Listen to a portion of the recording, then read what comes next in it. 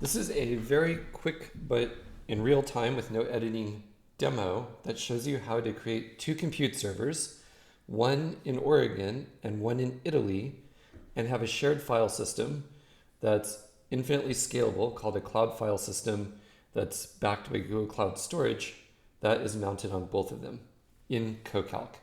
Okay, let's go. So first, I will open my demo project right here. Next, I'm going to create two compute servers.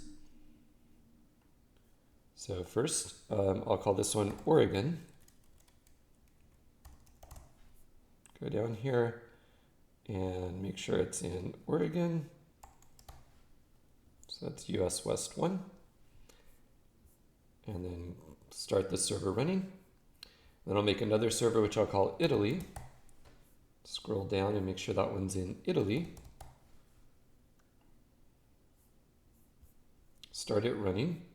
Now I'm going to create a cloud file system, and I'll set this to be in Oregon, US West 1.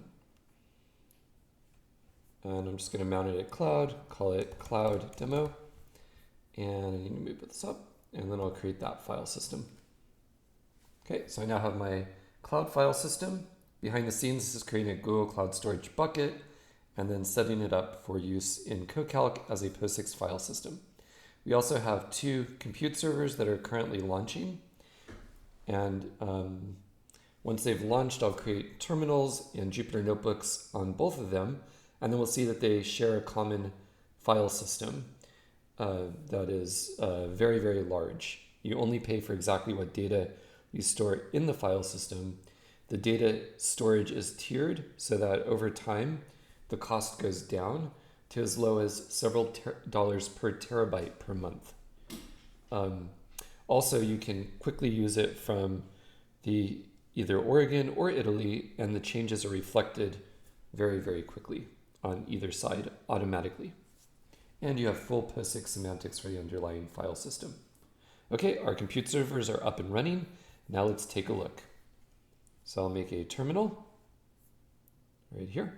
And I'll set the terminal to run on the Italy compute server. I'll split the frame and then select the other side to run in Oregon. And I should have split it horizontally rather than vertically, so I'll close this and split it horizontally. Okay, if I type df-h, you'll see that our new cloud file system is there. And it has a petabyte of space, meaning it's enormous. Whoops, cd cloud. And now I'm just going to make a little file on this file system. So I made it in Italy, and now I'm looking at it from Oregon, and there it is. And now I can put something at the end of the file system. And then I'll look at the file from Italy and see that, oh, it hasn't propagated yet. Oh, actually, I'm mooring the wrong file. Notice that I have two files, x and xx.txt. So I really meant to do that. Boom. So almost immediately, the change will reflect across the globe. The file system is very fast. You can put thousands or tens of thousands of files in it. Things are synced up correctly.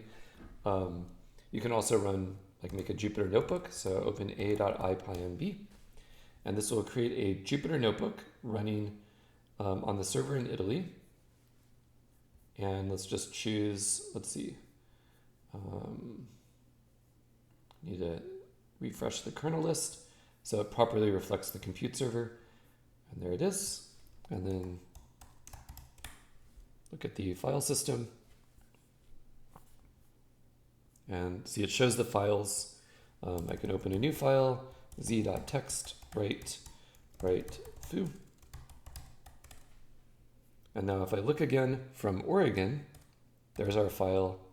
What did I call it? I called it z.txt, and I wrote foo to it. So more z.txt, and there it is. It has foo in it. Okay, so I've now done everything I planned to show you. It's extremely easy to start computers all over the world easily get terminals and Jupyter notebooks running on these servers and have them all use a common file system. Okay, thanks a lot, and I hope you enjoyed this demo.